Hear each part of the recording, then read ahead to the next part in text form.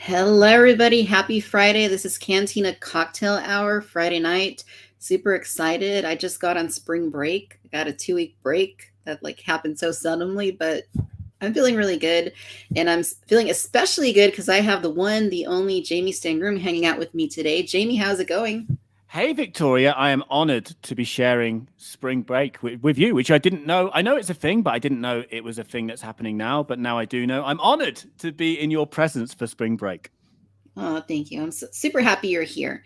You were on Cantina Chatter, I think, gosh, it's got to have been like 2 or 3 years ago at this point. Yeah. And yeah, that's around the time you were working on the documentary. Yeah, it was, wasn't it? The Empire Strikes Door days when I was trying to track down which stormtrooper bumped his head, which actor anyway played the stormtrooper. Yeah. So good. So good. If anybody has not seen The Empire Strikes Door, please do yourself a favor. This is one of the greatest things ever done in the fandom. Like, seriously, it's so worth seeing. Oh, thank you. Thank you. It would be weird if I agreed with those kind words that you said. I feel like. Well, it's only true. And if you look carefully, you may see a little picture of Victoria's Cantina just in there for just a second somewhere. So, Yeah, but it's an important second because you contributed a vote as part of the jury, so it's an important split second cameo. that's true, alongside Kevin Smith. Yay, there you go. There you go.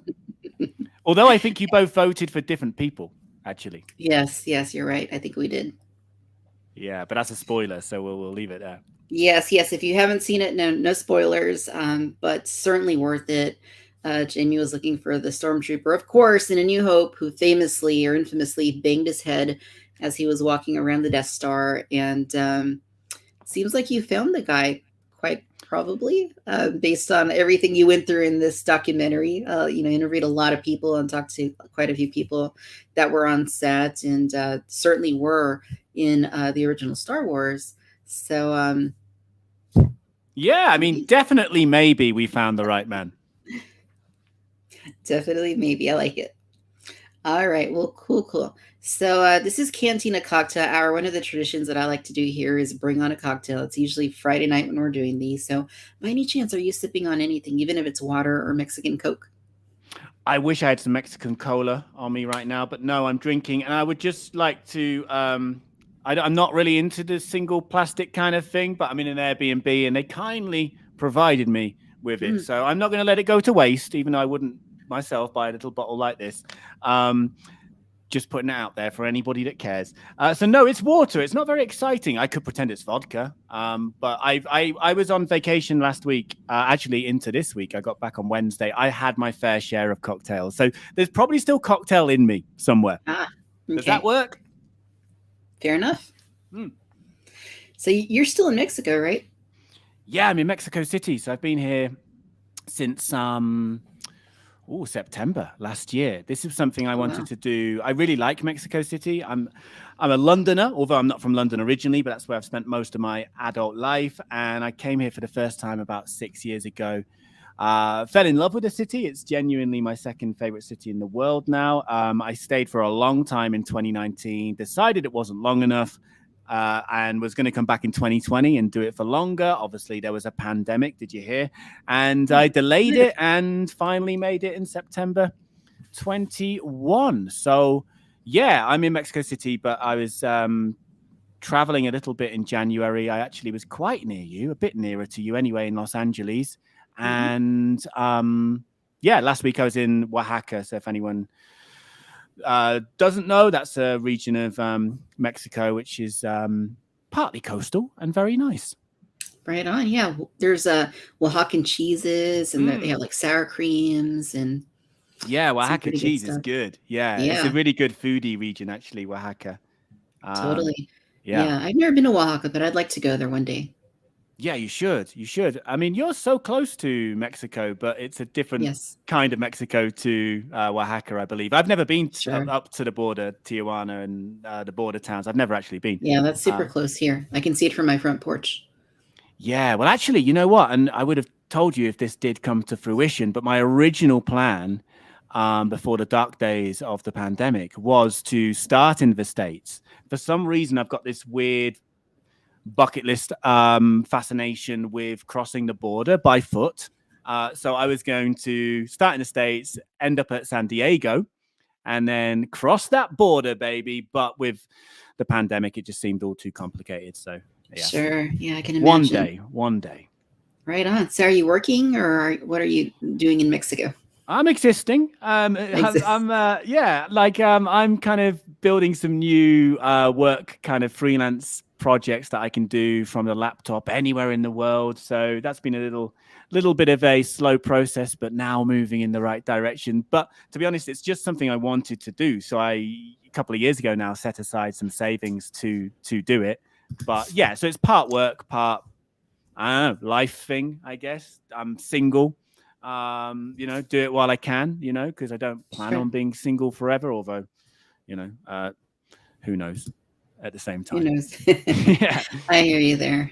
Yeah.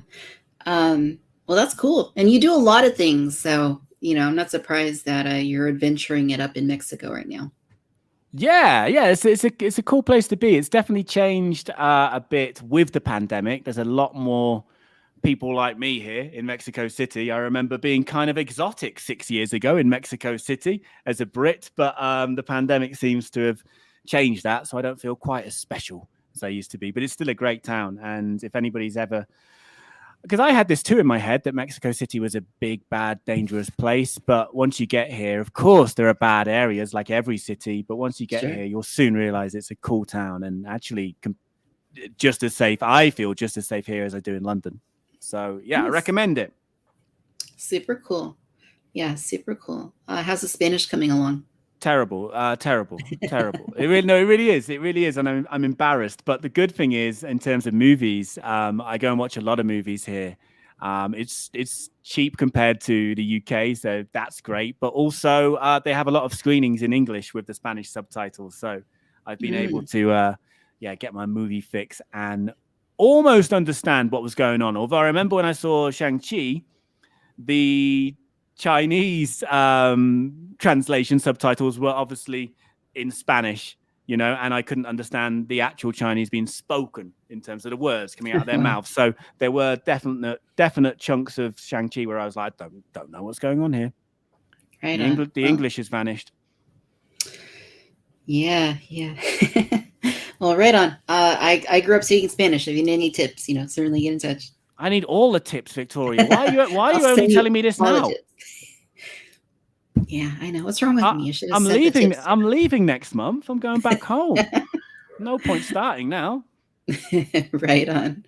So I am drinking. I have a couple things. So the first thing I cracked open a moment ago. This is it's a Moscow Mule in a can. Mm. Um, there's this trend right now, especially here in San Diego, where they sell cocktails in cans, and they taste just every bit as good as like an actual freshly mixed drink. It's weird, but they're really good. And this is one of the brands. This is Sabe. And I also have another local brewery here. This is Mother of Earth Brew Company Nitro Calicremin. It's a very creamy type beer. It's on nitro, and yeah, it's local vanilla cream ale. It's really good, really good. If anybody's into beers, that's a good one. Cool. They sound delicious. They certainly are. So let's see who's in the chat with us this evening. So Peak Obi-Wan is here. Hello there. Good to see you. Paul is with us today. Hey, Paul, how is it going? Good to see you once again. We have Albert with us. Albert, how are you doing? Mary's with us again this evening. Hey, Mary, thanks for coming back and hanging out. We have Britt hanging out with us. Hey, Britt, good to see you. Been enjoying your tweets as always. We have Milky Way Skywalker. Hey, friend, how's it going? We have Jurassic Dave, one of the contributors to Cantina Chatter, is hanging out with us this evening. And we have Jason. Jason, how is it going? Nice to see you as well. And Milky Way Skywalker, Jamie has a comment for you. He says that he spent 8 years in Mexico City. He also says that you should go to the UNAM Spanish language school. It's cheap and they have a great program for foreigners. So once again, as I said to Victoria, Milky Way Skywalker, why tell me this when I'm about to leave? But no, I'm planning on coming back. I'm thinking summer in the UK, winter in Mexico ain't a bad idea. So no, thank you genuinely, and I will look into that for my potential return. Very nice. Mary says she used to collect Oaxacan animal wood carvings. So that's cool. And we have Delvy and Sneak joining us. How is it going? All right. So shaping up to be a good little crowd here this evening. So Jamie, I want to ask you about something here. Mm. This came in. This was in the news today. I'm going to share my screen here so we can take a look here. This is something that I had not expected, hadn't heard anything about, and I thought it was quite interesting when it was brought to my attention. Did you hear about this? Do you know what? Somebody about an hour ago posted it in my Discord chat, and I didn't have a chance to open the link because I was on a date, and I cut the date short for you, Victoria, to rush back. So I didn't feel like I should break away from the date to read the article, but I saw the headline and just assumed it was nonsense. But now I'm seeing it in the Hollywood Reporter, right? Yeah. Who don't usually deal in nonsense. Well, first of all, you should never break a date to come onto a live stream. But thank you. We appreciate you being here for sure. And yeah, secondly, I didn't know about this at all, but yeah, it's being reported through like the trades that are generally reliable. So it's interesting, super interesting. Yeah. Is there any, because I haven't read it. Is there any information about his role at all? There is no information about his role currently. Basically, all it says is that he's in it. Character details about his role are being kept locked in the trunk of a DeLorean, the article says. But it has been described as a guest starring role in nature. I can see it. It's a surprise, but it kind of feels right at the same time. So he's probably going to be a guest star for one episode, I'm assuming, as opposed to the whole season. Yeah, that's what it sounds like. But yeah, I like it. I hadn't considered it ever, but now that it's in the news, it's like, okay, yeah, that makes sense. That's cool. Is this the first Back to the Future Star Wars crossover in terms of actors? I'm trying to think now. As far as I know. And there's all the memes now on Twitter, Mandalorian, DeLorean, like all that right now. So, people are having a lot of fun with this. But yeah, no, cool news for sure. Yeah, I like it. I like it too. All right. So, obviously here at BC, we focus a lot on collectibles.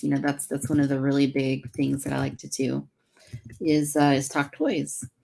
This week, and I want to get your opinion on this as well.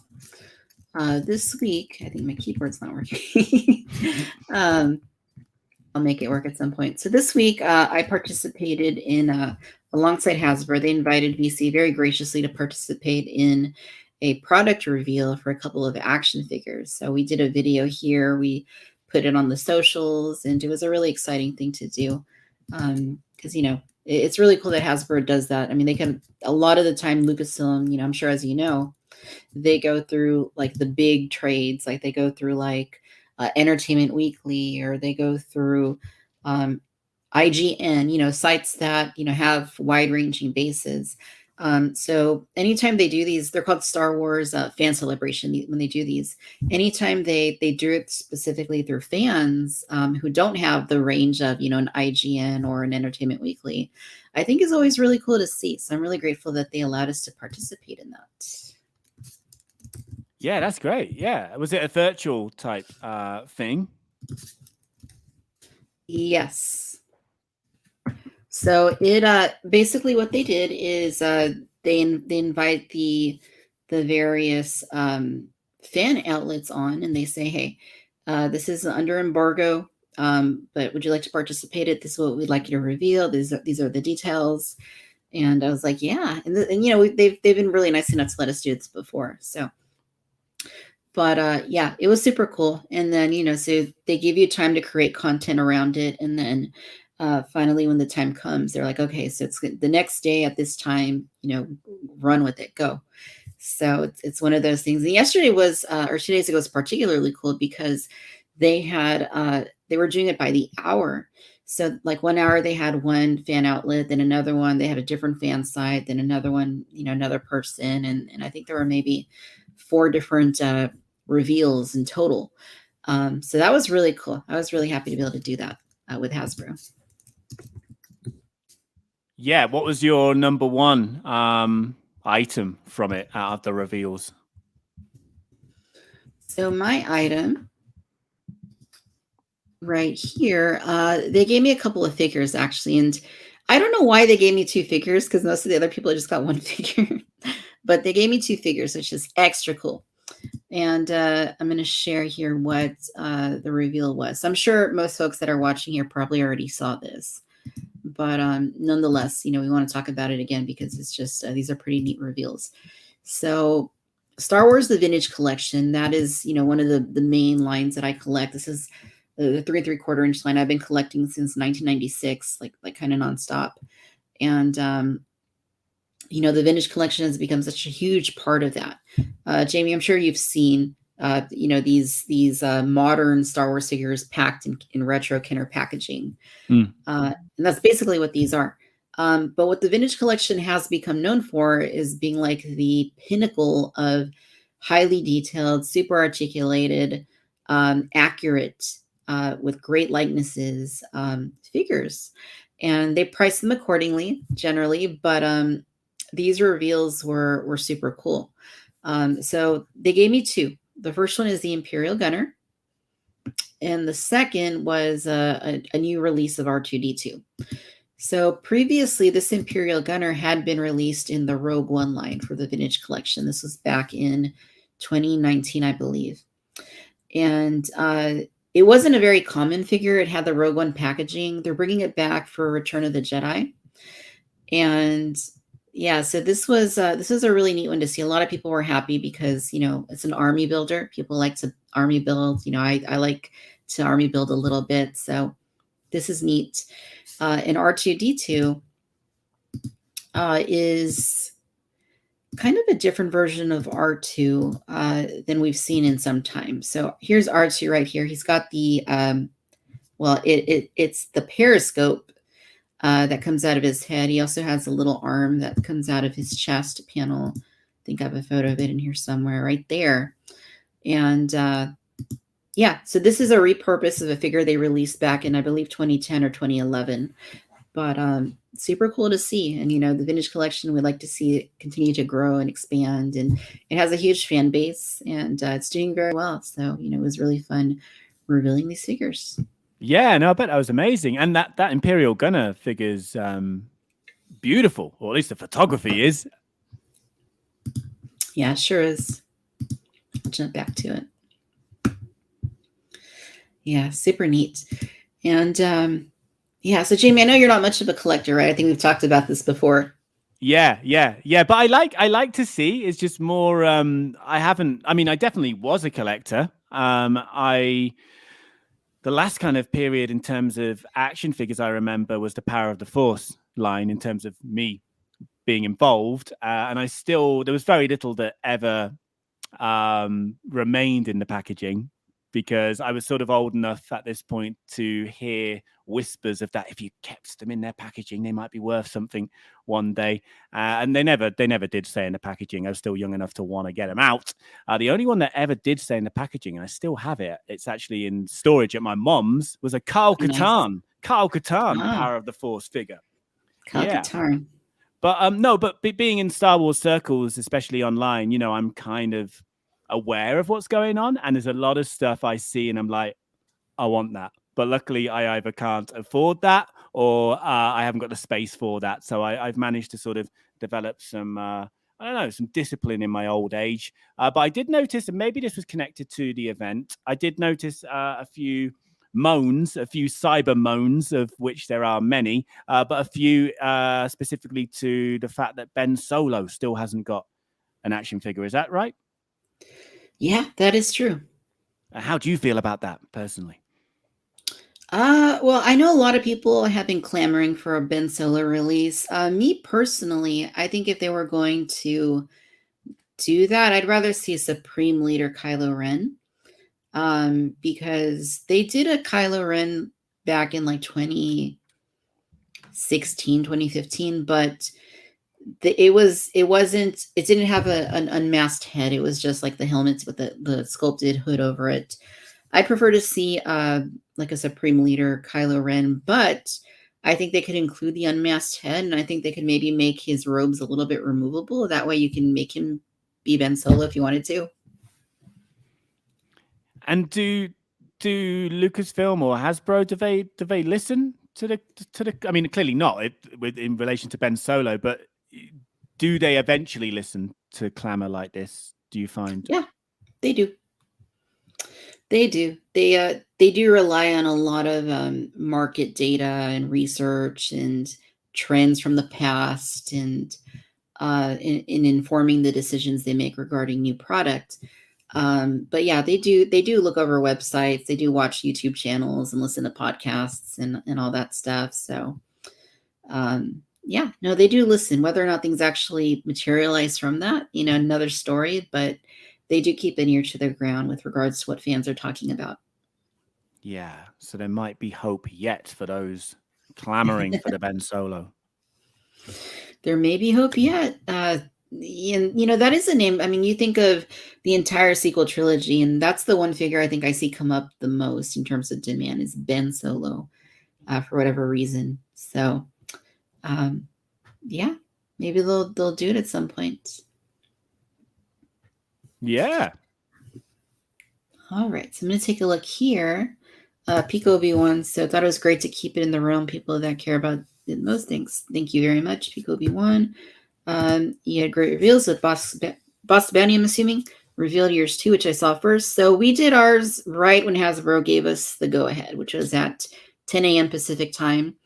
And I think Boss Bounty did their video maybe an hour or so after that. But we put it on all the socials and everything right at 10. Everything was scheduled, so it just like went out like right at that time.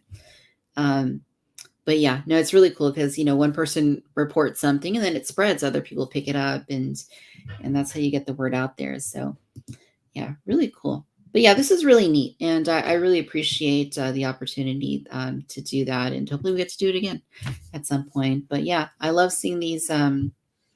These big companies don't even need to do that. They can just, like I was saying earlier, go to the bigger websites or or bigger articles. But there's other companies that, considering how big they are, that just wouldn't ever do that. So good on Hasbro for interacting with, I call it the collectorate, the people that collect and buy and, talk about this stuff online like the crazy people we are.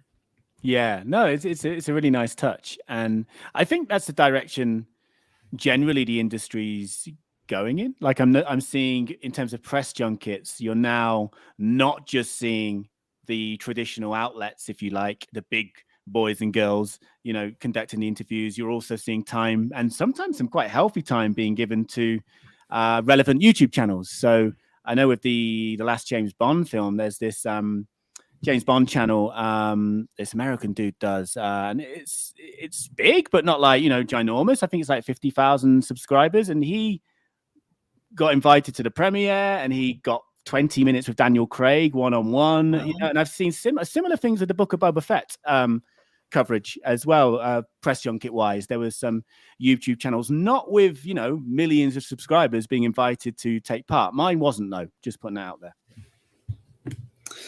Yeah, no, that is super cool. That is really neat. But yeah, hopefully they continue to do this sort of thing, and other companies follow suit, because there's a lot of passionate people out there, and obviously yourself included. We love Star Wars and talking about Star Wars, so lots of opportunity. Yeah. All right, so I want to talk a little bit, Jamie, about your channel.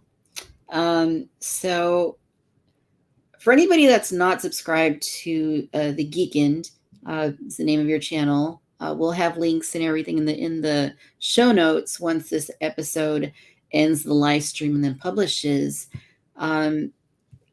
Your channel is one of my favorites on YouTube for a variety of reasons, and I think chief among them, you seek out something that I very passionate about, and that is, these actors, especially from the original Star Wars film, that had these little bit parts that, you know, just really wouldn't be given the light of day if it weren't for people like you, and that seek them out and get their story and talk to them about what their experience was, how things changed with Star Wars over the course of the last 40 plus years, and what are they up to now. So I love that you do this, and I think it's great to get these people's accounts of their story, because otherwise they would just be lost and nobody would ever know about them. So thank you for what you do with your channel. I absolutely love that you do that. Oh no, you're welcome, and thank you, thank you. Yeah, that was how the channel started. Really, it was the build up to the Force Awakens being released, and we knew that a lot of the classic characters were coming back with the original actors: Han Solo, Luke Skywalker, Princess Leia, etc. And yeah, I just thought, well, that's all well and good, but what about low grade Ewok and the guy who played Jabba the Hutt's tail? Because there was a guy in his tail called Mike Edmonds who actually was also low grade Ewok. The stormtrooper bumped his head. Where are all these guys? Why not bring them back? So I would track them down. Luckily, most of them being based in the UK. Track them down. This was in the good old days when you could meet people in person, do an interview with them, and make a kind of tongue-in-cheek audition tape to try and show Disney what they're missing out on, maybe get them back in a future film. It then kind of, actually pre-pandemic, I can't blame it on that, it then kind of turned into more straight interviews, and then more online interviews, particularly with the pandemic. And I have to admit, there's a lot of other content now, and the interviews are so hard to do, not just booking them, but also just doing them, and they're big edits as well, because I try and make them like almost documentary in style. So yeah, they're not as frequent as they used to be, so I apologize for that, but it's still what most people subscribed for. And when I do release them, yeah, it's what certainly the regulars anyway are there for, I guess. The most recent one was Silas Carson, who played many roles in the prequels. So Newt Gunray being the most famous, and Ki-Adi-Mundi as well. Yeah, I watched that one and I really liked it because he had no idea that Star Wars was still running or that it was coming back. And I think he even said he hadn't seen the originals, right? And here he is playing, the roles of these three different characters in the movie. And yeah, that was a fun watch. That was, and again, you would never hear these stories if people didn't actually pursue them and interview them like you do. So really fun. Yeah, he was very generous with his time, and actually, it reminds me. Actually, I've got a few extra clips that never made the final cut that I need to release with him. Yeah, he was very generous with his time, and fun, and very honest as well. As you said, he admitted he had never seen the original Star Wars films, watched them when he knew he was going to be involved with the prequels, and he was, really, even though, okay, not to us, but to maybe sort of more casual fans, he played some small roles. He was very involved with the production generally behind the scenes. He was even sitting in as either Qui-Gon or Jar Jar when they're in that kind of submarine going underground. He was sitting in for some of the test shots for that. So he was really involved and got quite close to George Lucas. And got to do some pretty cool roles, and also keep his voice in them, because a lot of people don't get to keep their voice when they play aliens in particular. And he did get to keep his voice for Newt, and also it was his voice for Mundi as well, Monday. Yeah. Yeah, that was really neat. I honestly didn't know he did the voice for Newt Gunray. So like you have a clip in the video where he talks like Newt Gunray. I'm like, oh whoa, he actually did it. So that was funny to see. Yeah, and actually, one of the clips I wanted to release was I asked him, because there was a bit of there's always controversy with wherever Star Wars goes, but with some of the characters in the prequels, there was some criticisms of racial stereotypes. Watto, Jar Jar, and Newt Gunray. So I did ask him about that, and he actually gave me the story of how the voices came to be, which is obviously George Lucas's thing. And yeah, I'm going to release that clip, and I kind of forget now what the story was, but people thought it was a Japanese style voice that Newt Gunray was, but it wasn't, and I can't remember now what the accent was supposed to be. But anyway, he absolutely refuted the the racial claims, if you like, as did Ahmed Best, in terms of Jar Jar when I spoke to him about that. But yeah, he did the voice. Sorry, tangent there. Yeah, no, super fun. But yeah, no, that's good to hear he refuted that. And I look forward to seeing that clip if you release it.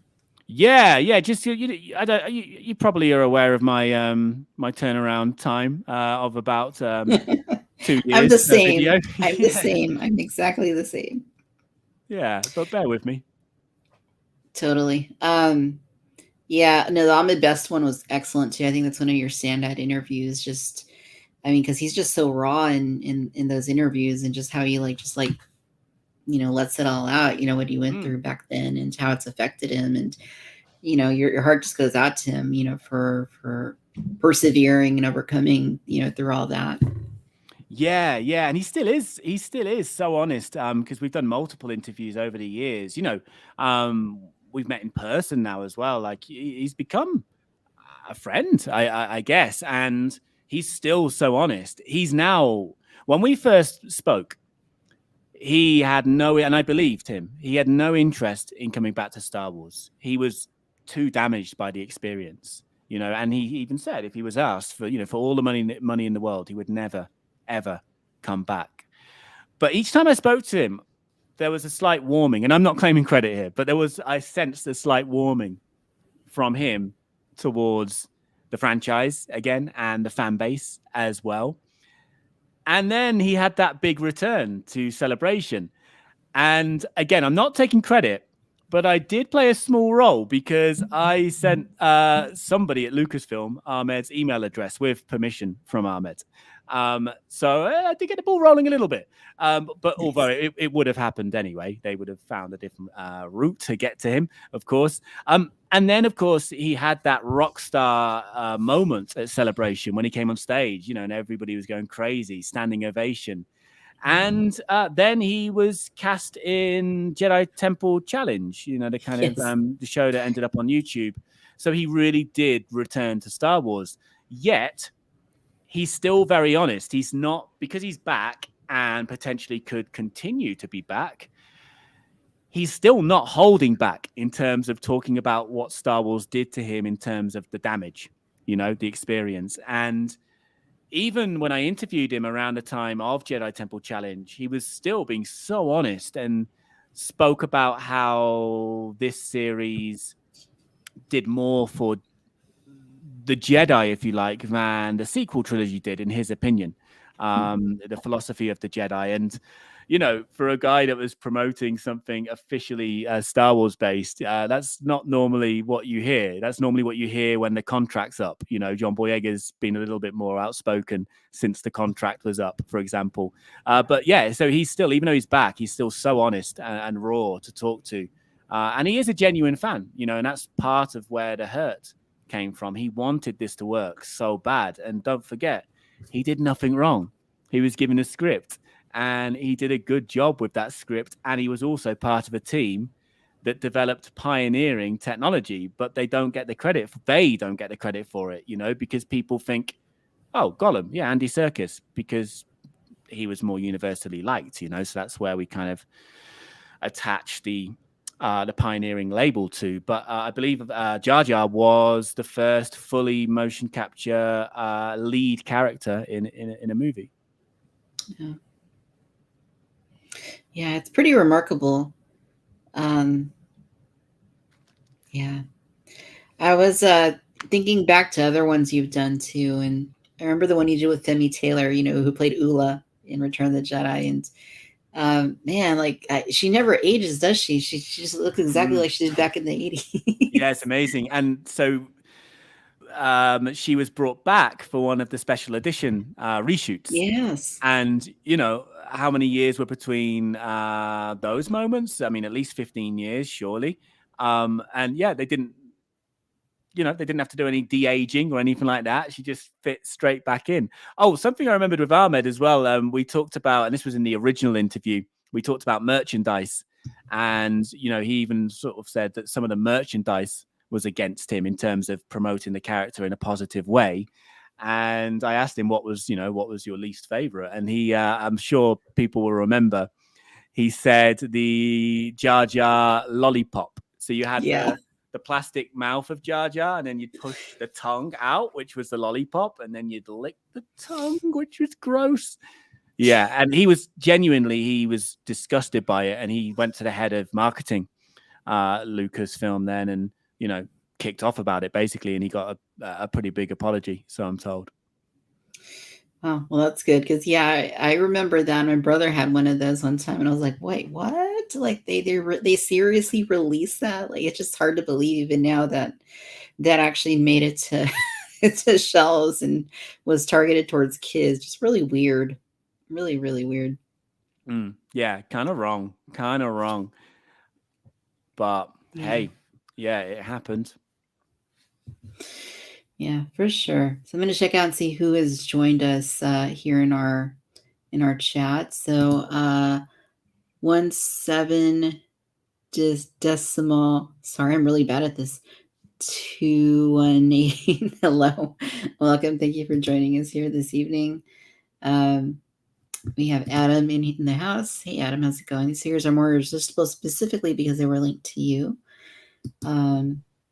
And it looks like Super Source is with us this evening. Hey, Super Source, thanks for coming in. Super Source also adds awesome guests. Totally agree. And Milky Way Skywalker has a question for you, Jamie. Will you do the same kind of interviews for characters in the sequel trilogy? Yeah, of course. I'm like many. I think the sequel trilogy has its flaws, but overall, I had a good time with it, and there's some great moments. And overall, I'm glad we got it. And yeah, that will be represented or reflected on the channel. In fact, it already has. I can tell you that Broom Boy, no less, has been interviewed on the channel. Of course, from The Last Jedi, and also a couple of and I'm really sorry, I can't remember their names. There are a couple of actors who played various aliens throughout the sequel trilogy that are there. So so I will do more, but there's already some on the channel. There's actually a playlist for the interviews on the channel homepage. So if you have a little scoot through, you'll find the sequel trilogy ones. So there's at least 3, including Broom Boy. What more can you want, Broom Boy? I know, right? Broom Boy. Yeah, Broom Boy. So yeah, guys, click on Jamie's channel. It's linked in the description. You can go subscribe already. Hours of great content with all the variety of different players in the Star Wars universe. And I think, Jamie, your channel has even inspired me to pursue some of the people that I've gone out and looked for. You actually put me in touch with it was it Lori? It was Lori Good, right? That you put me in touch with. And he played one of the Soren aliens in the Cantina. Calfas was his name. And so we did a Cantina chatter, with him on the show. And of course, he featured in your documentary as well, The Empire Strikes Door.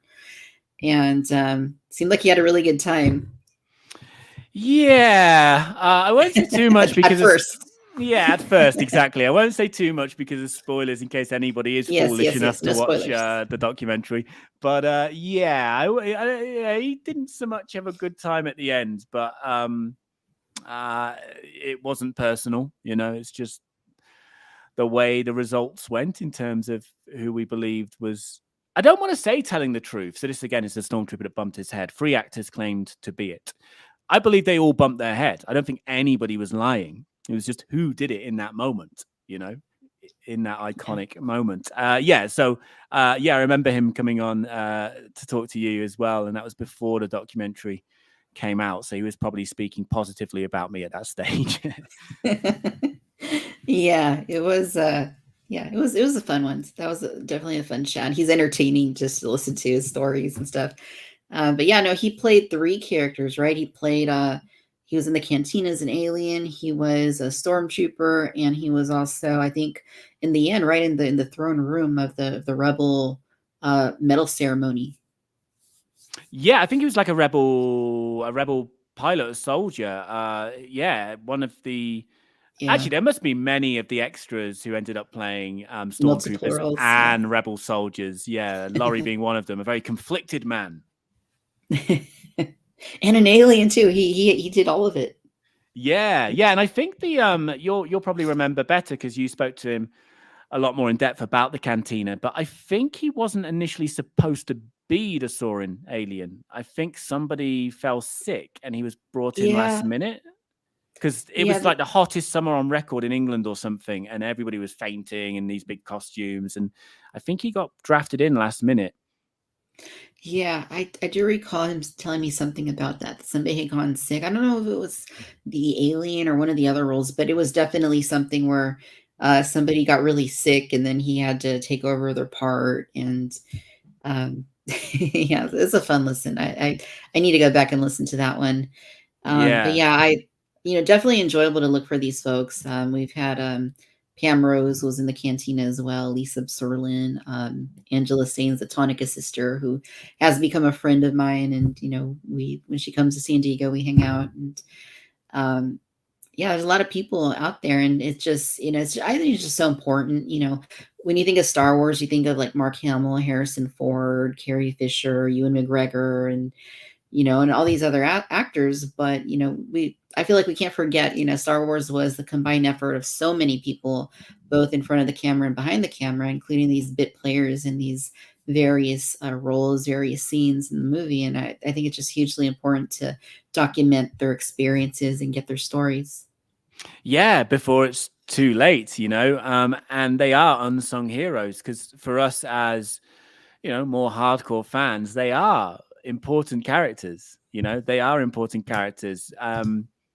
Admiral Akbar, for example, he's Yes. such an iconic character, in terms of obviously the obvious line and the kind of memes that's triggered ever since. And yeah, they're immortalized in memes, and it's a shame not to get the actual person underneath the costume to tell their story. And yeah, one of the proudest of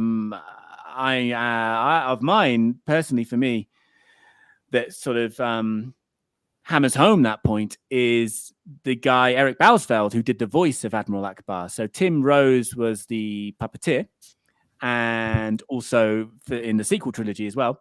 Um, but Eric Bausfeld did the voice, and he had done like one interview ever. He came from a radio drama background, so he was pretty like old school, pretty not chasing limelight ever in his life. He ended up running a radio drama company in the States, and the Star Wars thing was just a thing that he didn't really know at the time what it was. Even though he was part of Return of the Jedi, he did the voice for Bib Fortuna as well. He was in a studio next door and just sort of got asked last minute to come in and provide these voices. He never watched the film. Decades later, he starts getting called up for conventions and then starts to understand how big this thing was that he did all those years ago that he never even bothered to watch, and I ended up interviewing him in London when he was over for a Comic Con, and he didn't do many Comic Cons, and there was only one interview for me to work from in terms of research out there, and he wasn't really telling his Star Wars story in that interview. And yeah, he died a few years later. And that was his final interview. And it is really the only interview where he spoke at length about his Star Wars experience. And without that, there would be no, record of it, really. So it is important that Yeah. we track these people down before it's too late, because especially with the original trilogy, they are at an age where, you know, they're on Yes. the way out. Definitely. Yeah, it's sad but true. And there's plenty of other folks out there that I just wish, would have had the opportunity to have gotten interviewed at some point. A lot of them, they were playing these little roles back in the 70s when Star Wars was made, but then, with time they just kind of retired and, went about their private lives. But gosh, I think it was maybe 5 years ago or so, the gentleman who played Wooer, the bartender in the Cantina, passed. And when nobody knew that he had passed until like a year later, just because he had, this was so long after, and he hadn't been in films for some time, and there were no interviews regarding his experience. And I just think about people like that, like how amazing would it have been, and largely I'm sure a lot of these actors would have similar stories and stuff. But just how remarkable would it have been to have heard that gentleman's story, or any of these other actors that are in these films that we all obviously love so much. Um, so it's a good thing. Good on you for continuing to pursue that and do that, because hugely important. And these testimonials from them, and them sharing their stories will they'll endure. People will be able to go back and listen to those, watch your channel 50 years into the future, let's say, if YouTube is still a thing. And Yeah, no, you're right, it's evergreen content. And that's why I say to anybody, some people ask me about tips for doing interviews, how to get the guests, etc. And I always say to them, when you do it, don't be disheartened when you get the kind of tumbleweed, on release, when you don't get the views that you imagined, which happens to me a lot. There's been a few breakout ones which have got good views, but generally they don't get the views for the hours and hours and hours that I, put into them. I don't think they get the views they deserve in that sense. However, you're absolutely right. These interviews are evergreen. The actors you're interviewing are talking about something that happened 20, 30, maybe 40 years ago. So it's going to be, if it's still relevant now, it's going to be relevant in another 10 years. And I've seen that. I've seen little spikes in some of my interviews when when an actor's died, sadly, but also when a character they played has maybe been brought back into the new Star Wars. So yeah, there's always, they're just evergreen content, little moments in time that will stay, that will outlive us, I guess. yeah, I mean, you would think, right? Anything we put onto the internet, they say it's out there forever, right? Somebody's got it, or it's somewhere to be seen. And yeah, that'd be my expectation, is that the podcasts and YouTube things that we do, we largely do these because we're not really making money off of them necessarily. It's that we're just passionate about the subject matter, and we love Star Wars, and we love hearing these stories, these accounts, and we want other people to be able to have access to them too. So I presume that they'll be out there, as long as YouTube is a thing, and it's, and wherever else we've uploaded this content, people will be able to go back and check it out. So yeah, and we can keep doing the interviews because Disney keep making more Star Wars, so the fresh meat keeps coming in terms of actors. So yeah, there's no shortage for us. I'm waiting for the Grogu interview you're going to do. Yeah, it's going to happen. He's got a bit of a team around him. There's a bubble around him. I'm trying to get through. But actually, I'm noticing there seems to be more of a clampdown from, and I understand this. I'm not bashing them for it, but there seems to be more of a clampdown since The Mandalorian from Disney around the actors. And I'm not talking about Pedro Pascal. Of course, I have very little chance of getting him on the channel. And of course, if I was to, it would be going through official channels. But with some of the, the actors we've talked about, and also the actors playing the smaller roles in The Mandalorian, you can go directly to them. They've got a following small enough online where you can get their attention, or you can go to their agent, and their agent's like, yeah, they don't get to do many interviews. They might enjoy doing this. So sure, I'll put you in touch. However, that soon changed when The Mandalorian started to, get popular, which obviously was not a surprise. And now, I've had a few little, in fact, I would say after season 2, that's when they started to really clamp down. So I got Richard Brake, who played Valen Hess, who's in that amazing scene in The Mandalorian season 2 with Bill Burr at the Imperial kind of compound. And Bill Burr ends up shooting the Imperial officer that Richard Blake plays. Amazing scene. That was the last Mandalorian actor I got. No, I tell a lie. Then I got Paul Sun Hyung Lee. It was around the same time though. He plays one of the New Republic X-Wing pilots. But anyway, what I'm saying is, ever since season 2 of The Mandalorian, I have been rebuffed by everybody I've approached with the same line. And maybe this is just to me. Maybe if you approach them, you'll get success. But the same line is, sorry, Disney now own me. You have to go through them. Wow. So even with the smaller actors now, they seem to be really clamping down. So yeah, even though there is all this content coming, it does seem to be harder to get the chats with them. Yeah. But I get that, because again, the small characters, stroke actors have a story to tell too. And they want to hold on to that story and release it Yeah. in their own way, in their own time, I guess. Sure. Yeah, definitely. Yeah, that's interesting though that you've noticed this change in how accessible certain actors are. Have you noticed this as well for actors that were previously in Star Wars that maybe aren't featured in current content? In terms of access for the older actors, you mean? Right, like not necessarily like The Mandalorian, but maybe if anybody who was say in the sequel trilogy or Yeah. previous. No, I haven't. To be honest, I think with the prequel trilogy, it's fair game now. And I always think to myself, if I approached Daisy Ridley and got told, oh, no, she can't do this at the moment, but come back, another time, I would, for me, that would be, yeah, she's coming back, to Star Wars. I'm not going to say who it is, right? Because I'll tell you off air, Victoria, because I trust you, but I don't trust that Milky Way Skywalker in the chat. So I'm not going to say who it is.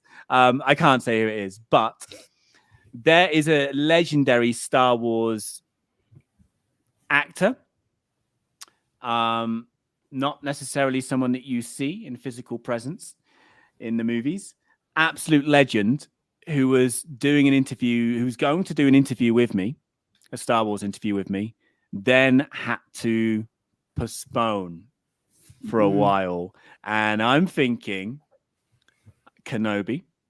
And when you know who this guy played, it makes absolute sense. Absolute sense. He's basically saying, come back in the summer. Interesting. Yeah. And so sometimes you get these responses and you know it's for a reason. Sometimes they just don't want to talk. Also, there is that as well.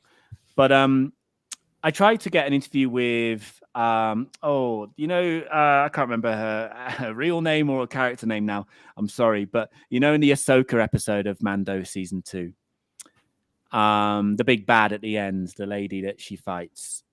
Yeah. Anyway, I went to her agent and I got the line back again that, sorry, Disney are in control of this, and unless it's for a charity, we can't do anything with you. And for me, this makes sense anyway, but for me, it's a dead cert. She's going to be back in something, whether it's the Ahsoka series or the next Mando. For me, there's a bit of that as well. Yeah, that makes sense.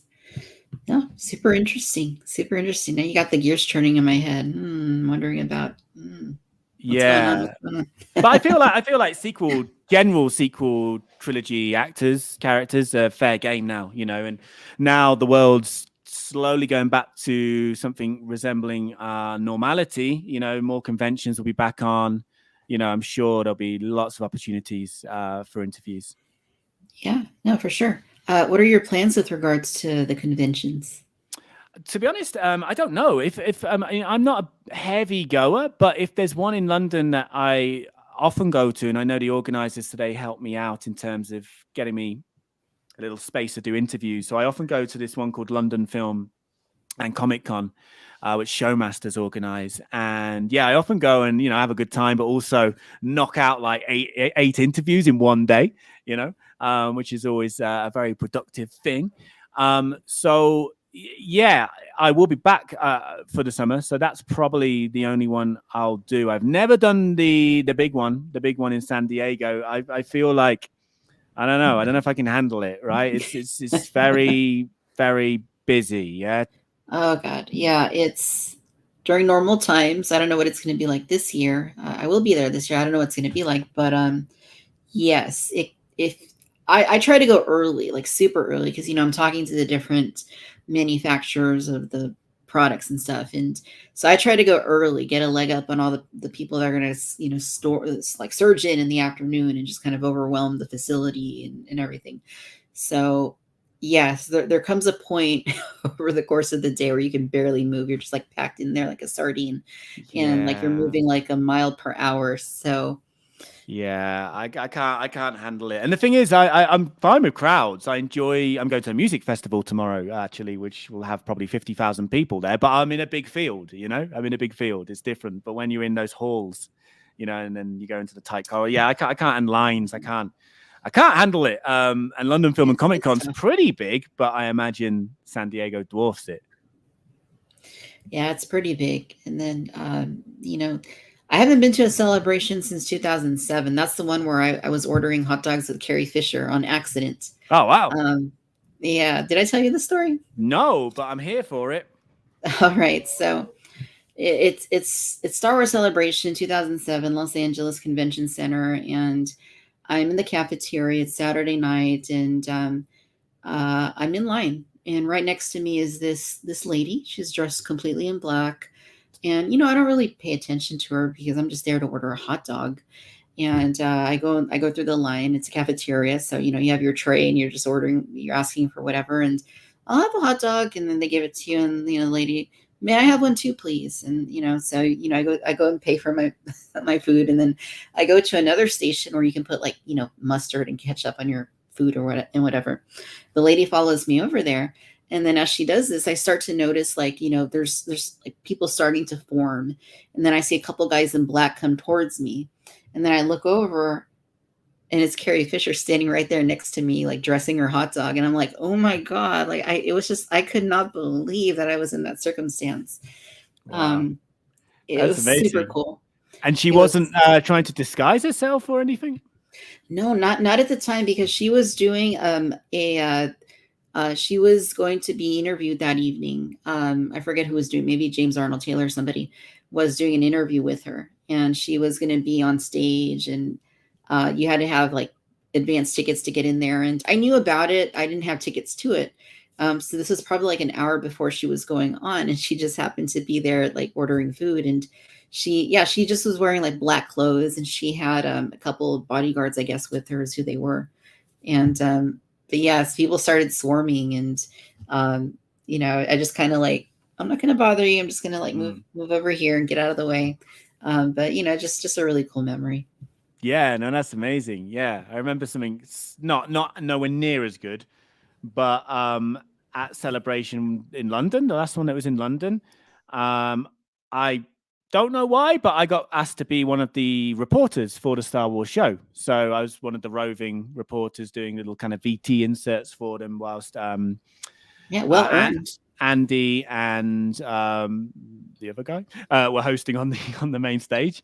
And anyway, I did my day's work, and we went back to the main stage to with the camera up, and Matt Martin, actually, who's part of the Lucasfilm story group. He was like my producer for the day.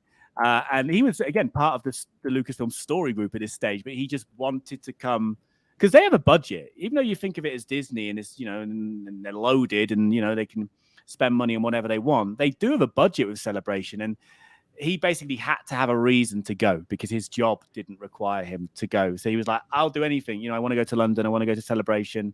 Can I be a producer? And they were like, yeah, sure. Okay, you can be the reporter's producer. So he was my producer for that day. But anyway, I remember we went back to the stage, and somebody said to me, my work was done, and I didn't really know anybody because they've all come over from the States. They're not people I've worked with before. And I was sort of like making noises of going, I live in London. I'm just going to go home. And then they were like, oh, you might want to hang around a few minutes. I was like, okay. Anyway, next thing I know, I look over into the crowd because the stage was like in the pit, and there's everyone can gather around it, in one of the main halls. And this guy is coming towards the stage again, like you said, with bodyguards. But the difference here between him and Carrie Fisher was he had a hood up, not Jedi robe hood. It was just a normal black hoodie of some sort, sports hoodie, but it was Mark Hamill. So he was in disguise. But I feel like with Mark Hamill, it was sort of tongue-in-cheek disguise, the fact he'd chosen to put a hood up with two big burly security guards by him. So it wasn't discreet, so I feel like it was tongue-in-cheek, discreet. And anyway, he made it onto the stage. People didn't know it was him until he removed the hood, and everybody went crazy because I don't think it was scheduled. He did his main talk in one of the halls, which you had to have tickets for. I don't think this one was scheduled, so people were going crazy. And Andy and the other guy, can't remember his name, Anthony. No, it's the guy before Anthony. I can't remember his name. Nice guy though. Anyway, they were poised to go and interview Mark, and they had their, their handheld microphones there. And in the end, I felt for them watching it, but it was quite funny too. Mark Hamill obviously didn't get the memo that he was to be interviewed, and he just went into full one-man band show kind of territory and just started interacting with the audience. And he's great at it. He's great. He's a great storyteller. He's great fun with the audience. He probably just copy and pasted the talk he'd done, half an hour ago in the other hall. But yeah, Andy and the other guy were just awkwardly there with the microphones, like trying to sort of get in. And in the end, they were just like, nah, there's no point. There's no point. Wow. They don't want to hear from us. They want to hear from him. And they just sat back with everybody else and watched the Mark Hamill show. So yeah, kind of similar, but he did try and hide himself, sort of. Oh, that's super cool. Yeah, super cool. No hot dogs were involved, though. No hot. Oh, no. Well, if there weren't hot dogs involved, then on another account. No, that's cool. That's really cool. Professor, welcome. Good to see you in here. Yeah. So, Jamie, tell us a little bit about what else is going on lately with the Geek End. Yeah, I think like a lot of YouTube, it's struggling, to be honest, views wise. Partly I'm not uploading as much as I have in the past, just for life reasons, like it's a lot goes into the content, it's not generally. You want it to be good, yes. Yeah, I know streams are different, but you can't just record and release, generally. And we do put a lot of effort into our content and we care about it, so we want it to be the best it can be. Yeah. And I'm trying to train myself to be less, to aim less for perfection, aim for 80% to get it out there. Because I literally delayed the Empire Strikes Door by about a year just because I kept telling myself I could make it better, and there was no need for that really. But yeah, so I'm uploading less, but there is a plan to sort of ramp it up again. But yeah, there's a mixture of, there is the occasional interviews. I'm trying these YouTube shorts a little bit as well, where I'm doing sort of trivia based videos. And I've been doing a series. I don't know if you saw it, actually. To be honest, I didn't promote it, and I don't know why, because I put so much work into it. But I do a series now called Lightspeed Tonight, which is, John Oliver's Last Week Tonight, which is obviously a show from Your Fair Land. And it's kind of like, what would a Star Wars version of that be like? What if they had TV? I'm sure they do have. Well, they have the HoloNet. If they have TV in the Star Wars universe, what kind of shows would be on? And surely in the prequel eras of all the eras, there would be some kind of news satire show, because that's the gift that keeps on giving politically, the prequel era. So me and my friend Vince, who actually helped me a lot with The Empire Strikes Door, we started writing some, jokes, and created a John Oliver in space character who's a Deveronian called Womerus Watt, which came from one of those Star Wars name generator websites. So if you scroll down the page a little bit, I think you'll see at least the thumbnails. So you're still going to think I'm crazy, but just to prove I am talking about something that exists. If you scroll further down the homepage, you'll see the thumbnails for Lightspeed Tonight. And anyway, I have filmed some more episodes of it. It didn't do great. It got good feedback, but didn't get the views. I think it'll be below the shorts. There we go. Lightspeed Tonight with Womerus Watt. Yeah, look at that. That's something I've been working on a little bit, and I've made some more episodes, filmed them anyway. So yeah, it's a variety really. So there's a weekly stream where we talk about the week's Star Wars news, of which there usually isn't any, but we'll talk about it anyway. And some YouTube shorts, which are mostly trivia based or rehashing interview clips, new interviews, and the Lightspeed Tonight, which is, an attempt at comedy. Totally. Plenty of content on here, you guys. How many videos do you have on here, Jamie? You got to have, gosh, I don't even, hundreds of videos, I would say. Yeah, must be a few hundred now, yeah. Yeah, it's plenty of content. All of it is excellent. It comes from a place of passion and fandom and excitement and enthusiasm for Star Wars. And I think, when somebody's really passionate about it, it really comes through their channel and their content. And Jamie, yours is certainly that, your enthusiasm for Star Wars certainly is there. And love your channel. Again, anybody that is not subscribed yet to the Geek End, links in the description. Go ahead and hit it, subscribe, and sit back, kick back, and relax, and enjoy plenty of very entertaining, but informative and interesting content. Thank you. Of course. So good stuff. Hey, Jamie, this has been so fun. I hope we can do it again before too long, and hope to get you on Cantina Chatter again one of these days. Yeah, no, definitely. Yeah, it's good to do it now while we're on similar time zones. But like I say, don't tell my mum this yet, but I think I'm coming back to Mexico so we can be on similar time zone again, and hopefully do this again. Yeah, for sure. Sounds great. Well, this has been a blast. Thanks so much for coming on and chatting about your channel and indulging my toy interests and everything else you've been talking about. It's been a lot of fun. Yeah, thank you. No, always good to chat with you, Victoria, and yeah, everybody else as well. Even Milky Way Skywalker. Even that guy. Yeah. Yeah, no, thanks everybody in the chat, everybody who's been hanging out with us and leaving your comments. Certainly be sure and like our video and subscribe to Jamie.